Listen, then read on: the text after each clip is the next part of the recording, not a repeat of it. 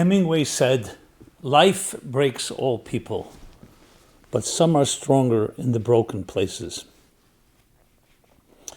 Every one of us is going to go through in our lifetime a loss, a setback, a trauma, grief, death.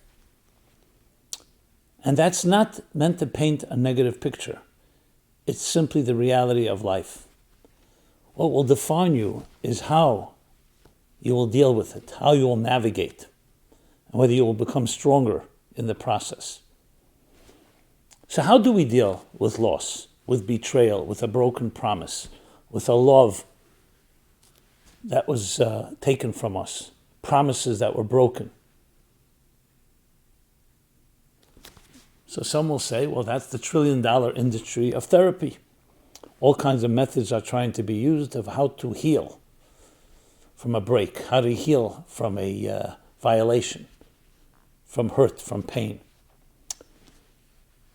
Please join me in this critical workshop where I will be sharing with you a formula that goes back almost 2,500 years, a time-tested, proven formula called the 7 steps from loss to healing, an actual 7-step process that takes us from even the darkest moments to not just healing, but to become far stronger and greater. And we'll go through these 7 steps. Please join me.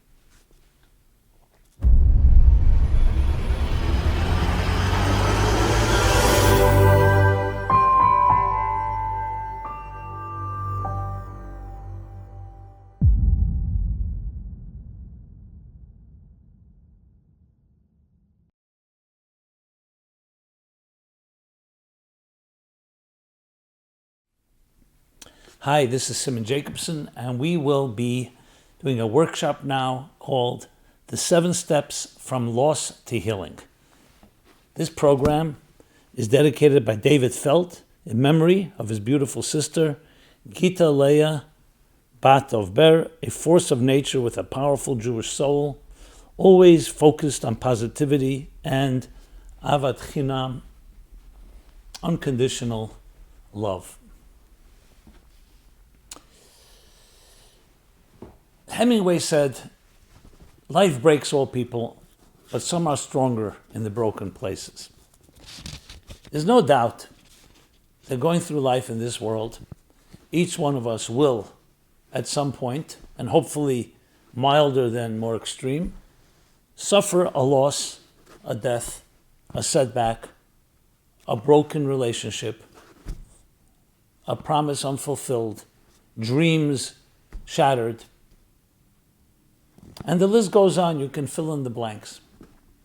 And this is not meant to paint a negative or pessimistic picture, just the realities of life in this world. But what will define you is not what happened to you, but what you do about it and how you navigate it. So what do we do when we experience a loss, when we experience some trauma, abuse, a violation, either at the hands of another person or the hands of God? What do we do?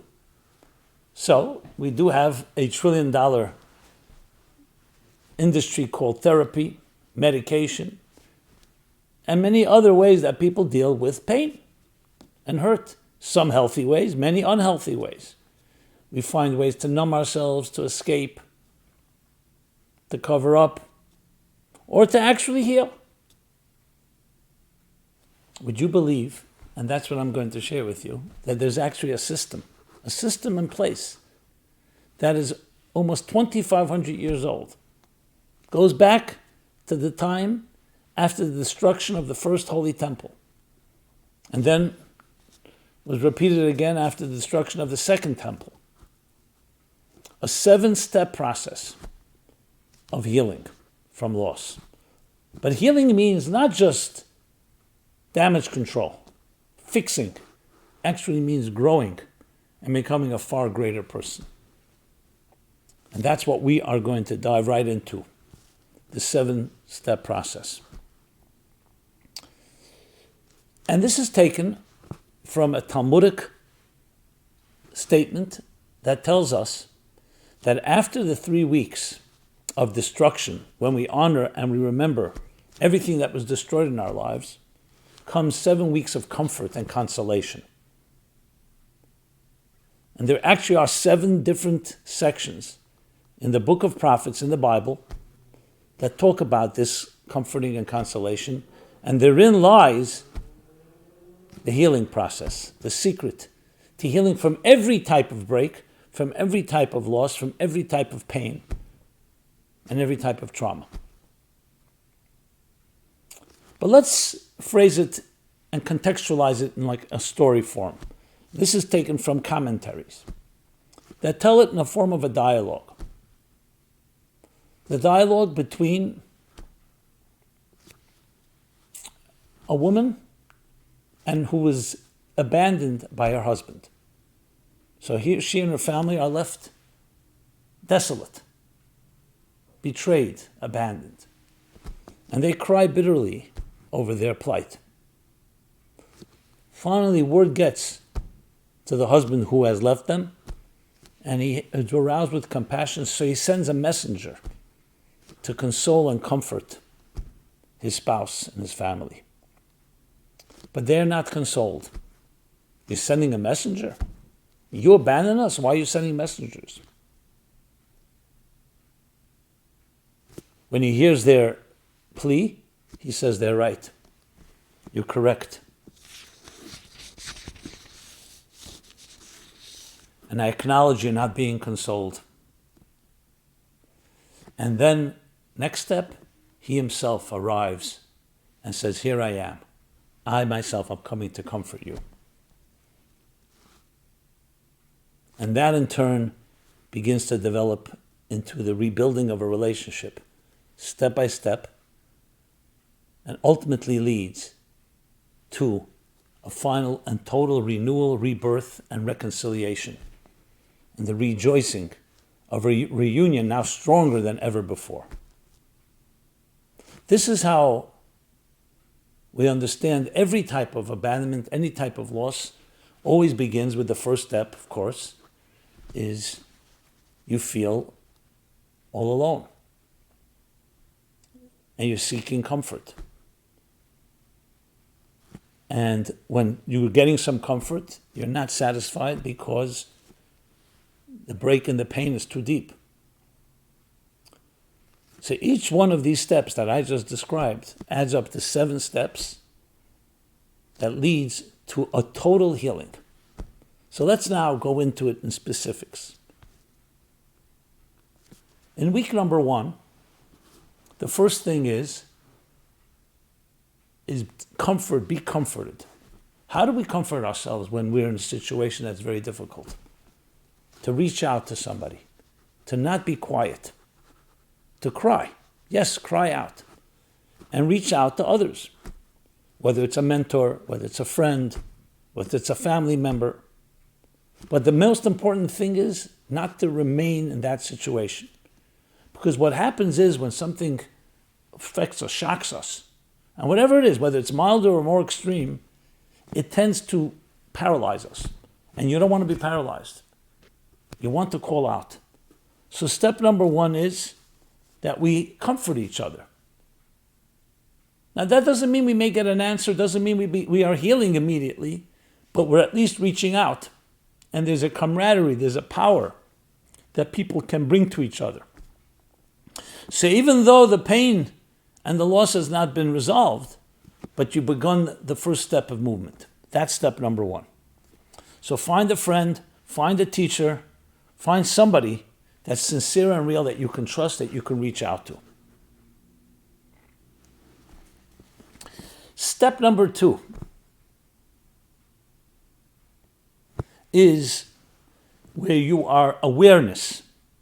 In step 1, it's called companionship, finding support. Step 2 is awareness.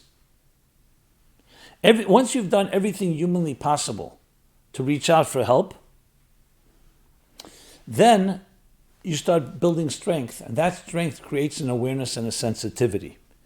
And you can say, I feel forsaken, I feel forgotten. In other words, being aware and stating, expressing your pain. You're entitled to express it. Now, this doesn't mean overindulging in it, but it means that you have the dignity. One of the worst things possible is not always the initial crime, but it's the silence, it's the cover-up, it's the invalidation. So step number 2 is a true validation. But they say that the silence was worse than the rape. Because it's one thing, a crime has happened. You've been hurt. It's another when you're not allowed to express yourself, you're not allowed to cry. So step 2 is that awareness. In the words of the prophet, that the cry is, God has forsaken me, my God has forgotten me.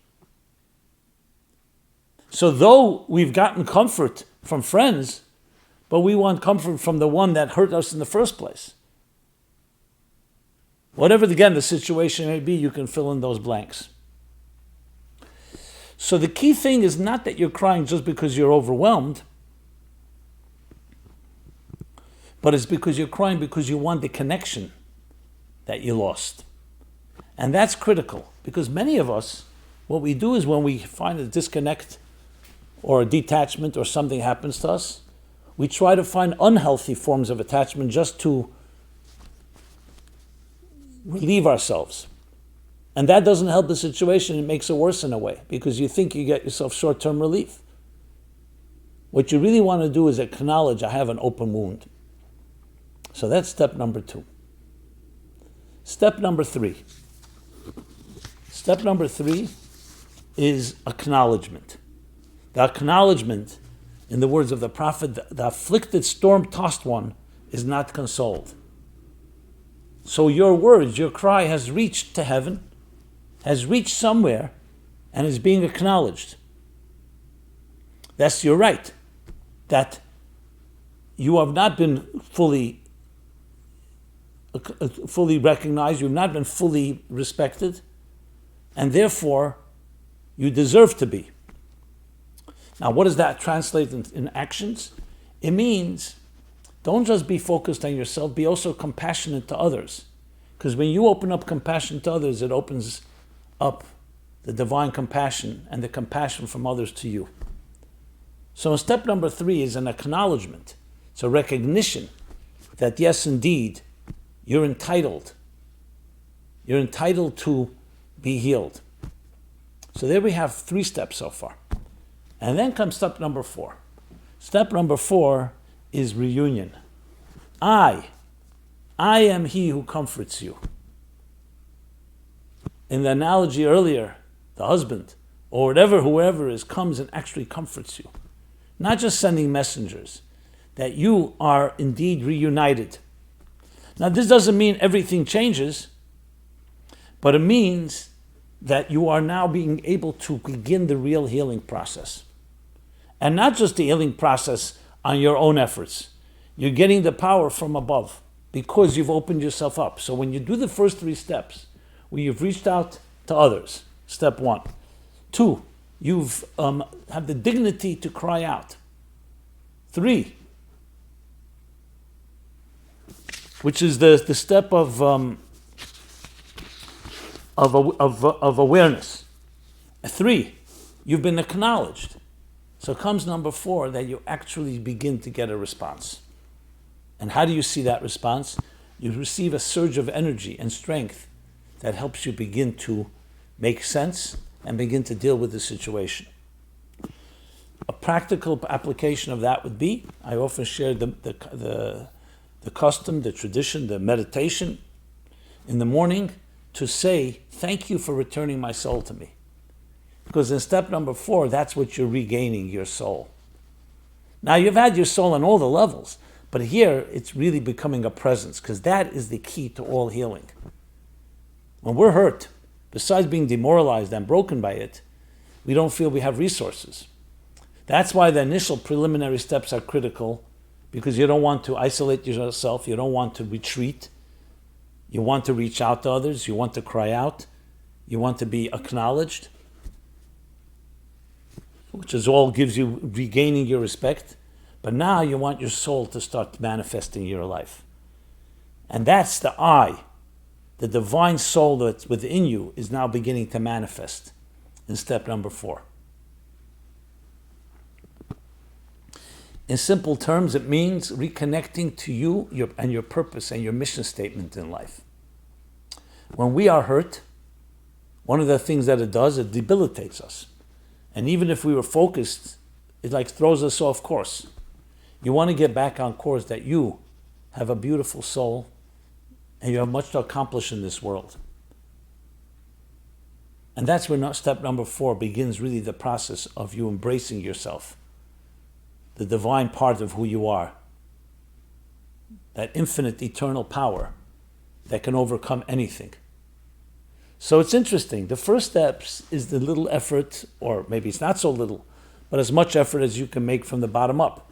In step number 4, you're getting now the response. If you don't do the first 3 steps, it's harder to imagine how you're going to get that response. Because you need to have support in step 1. You need to have awareness. You need acknowledgement.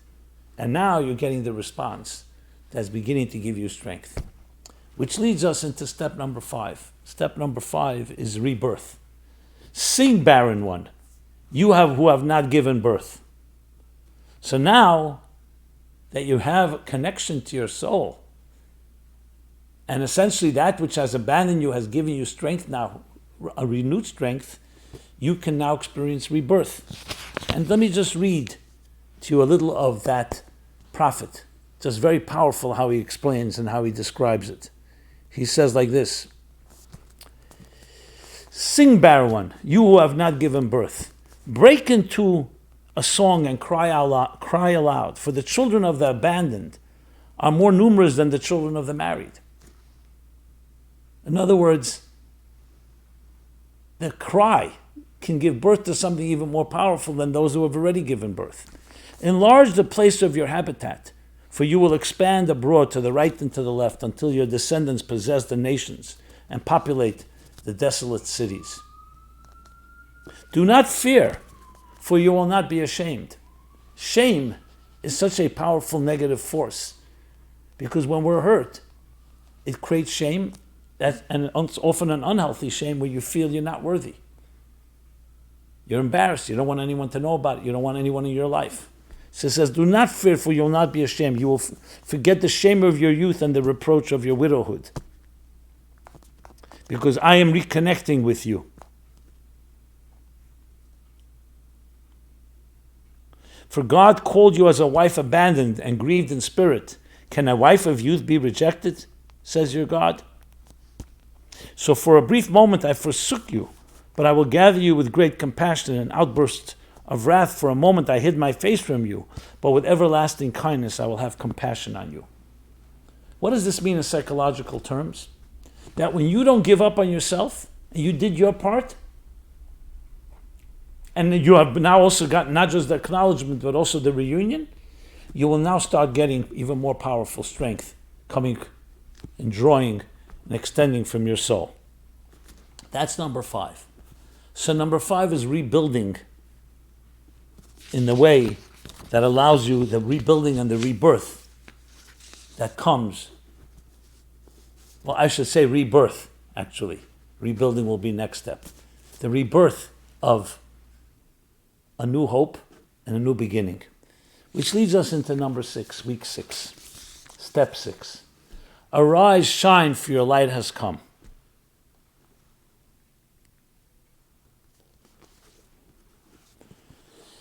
Because even if you've been comforted, and even if you're experiencing the rebirth of a new beginning, the world is still a hostile place. There's still plenty of problems.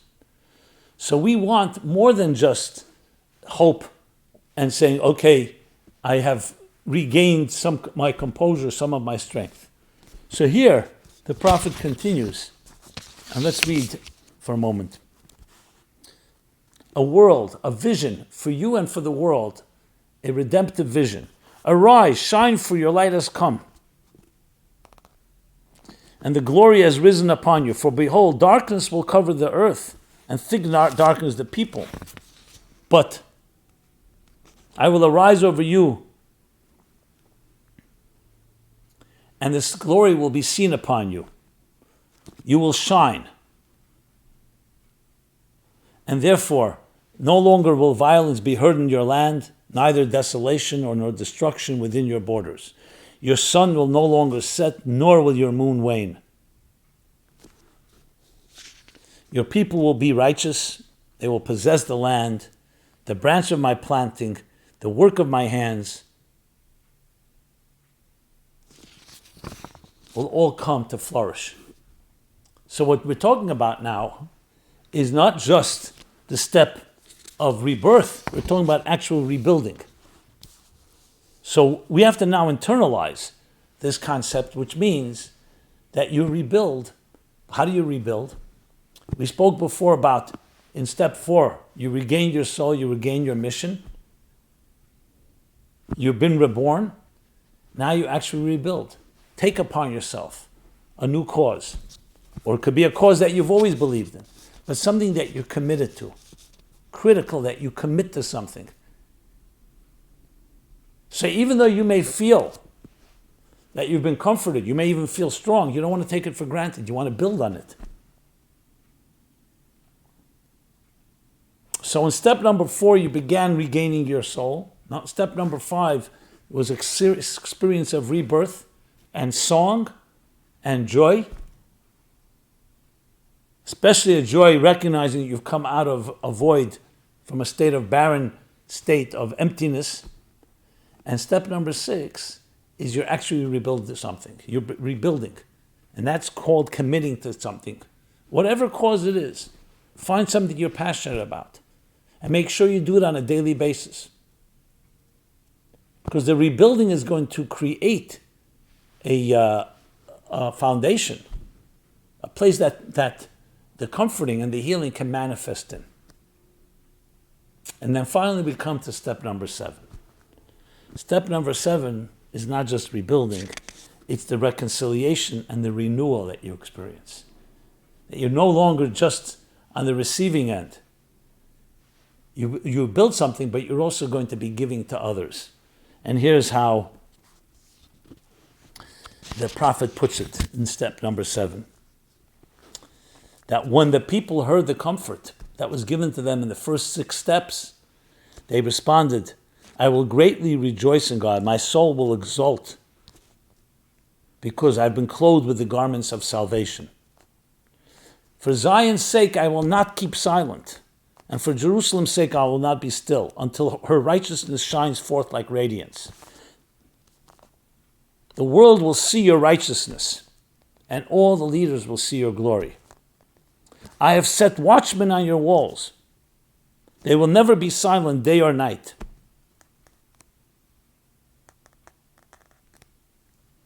And no one will ever be forsaken.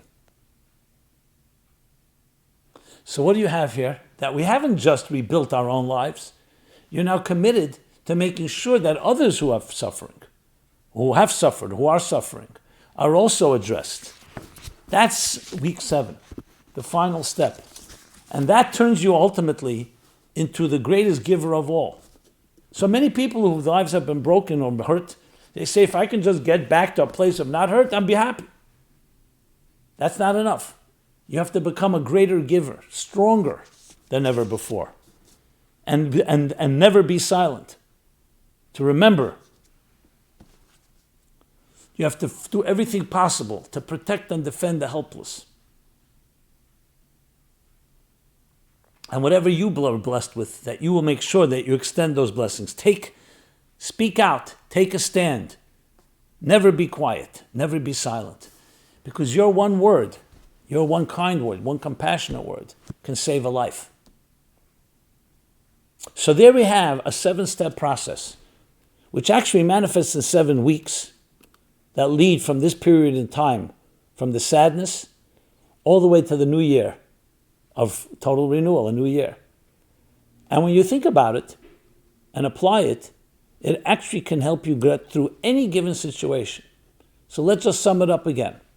We begin with something happens, don't retreat into isolation. Reach out. Find a friend, find a mentor, find someone to speak to. Let them comfort you, let them speak to you. You may not feel anything. They may not even help immediately. But what you've done is not allow yourself to get into a rut. Step number 2, cry out. Awareness of your problem. 3, the acknowledgement. You will feel acknowledged if you cry out.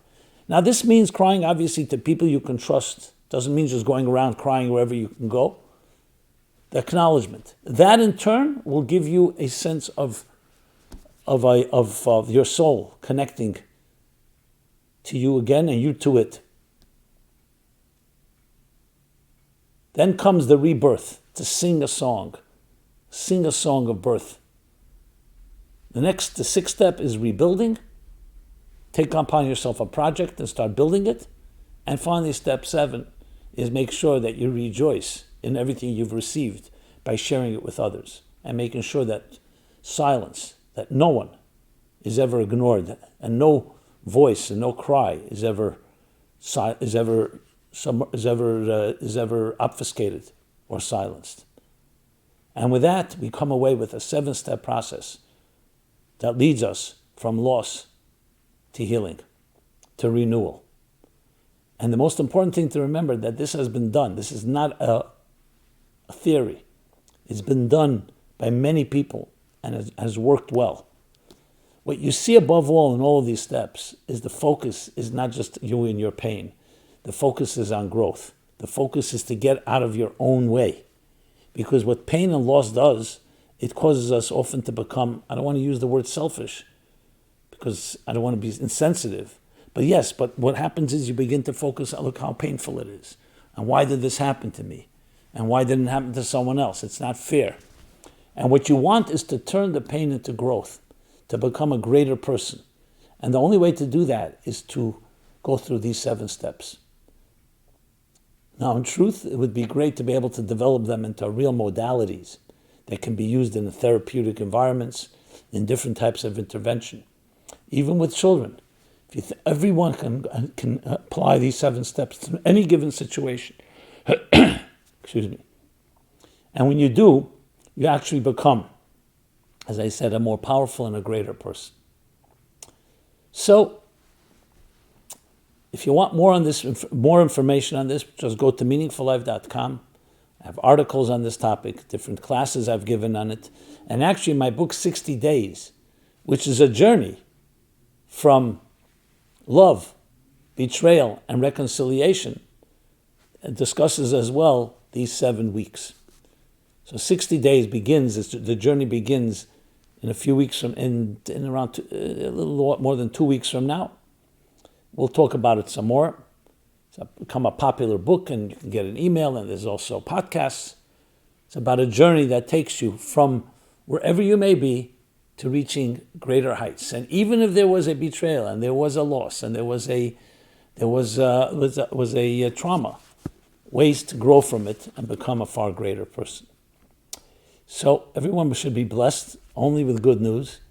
But should you ever have to deal with some form of darkness, know and know well, and have confidence and hope that there's a process of how you can go through it. Just like in the physical body, there's a process of healing, psychologically, emotionally, and spiritually, there's a 7-step process of healing. Please love to hear from you. Questions, comments, thoughts, suggestions, more clarification. And please share this with others. On YouTube, just subscribe and also click on the bell for notifications. Share with others. The same thing on our other platforms. We're on all the social media platforms. Check us out at meaningfullife.com, where you can see this and many other programs and a full array of a calendar of different events and different subjects that address all kinds of subjects and all kinds of issues that we all struggle with and all deal with. And above all, be blessed. And we are all divine forces. Sometimes it's a little more concealed, and we need to work on revealing it. Live up to your calling. Sing your song. You're entitled. We all need it because you are an indispensable force in this world. The world cannot exist completely without you. We all need you, and we all need each other. Be blessed and be well. Thank you. This program is brought to you by the Meaningful Life Center. Please help us continue our programs Make even a small contribution at meaningfullife.com/donate.